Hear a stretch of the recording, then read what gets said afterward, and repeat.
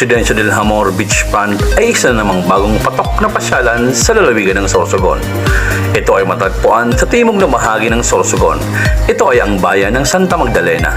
Dito matatagpuan ang mga kristal na tubig na pinong buhangin at tiyak na swak sa mga barkada, pamilya at mga turista.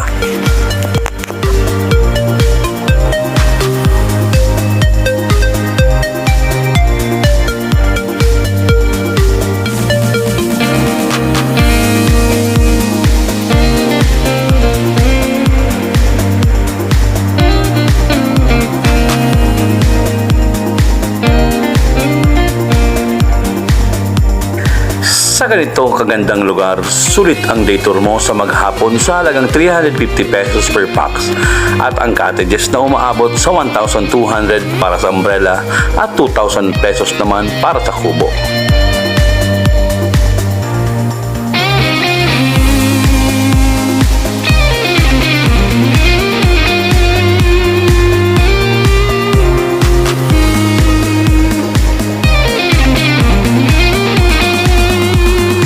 At para naman sa magdabagang panatili sa Residencia del Amor Beachfront, ito ay umaabot sa 11,000 pesos good for 2 packs at tiyak na may enjoy nyo na ang mga gandang amenities ng resort.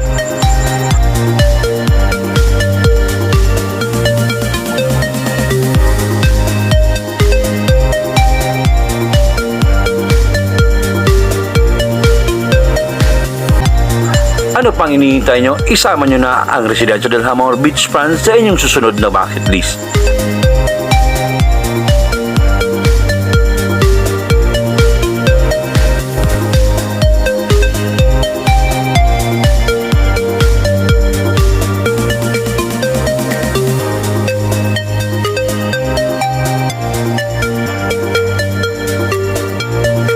Ito ang inyong nag-iisang Oragon Bicol Tour Guide.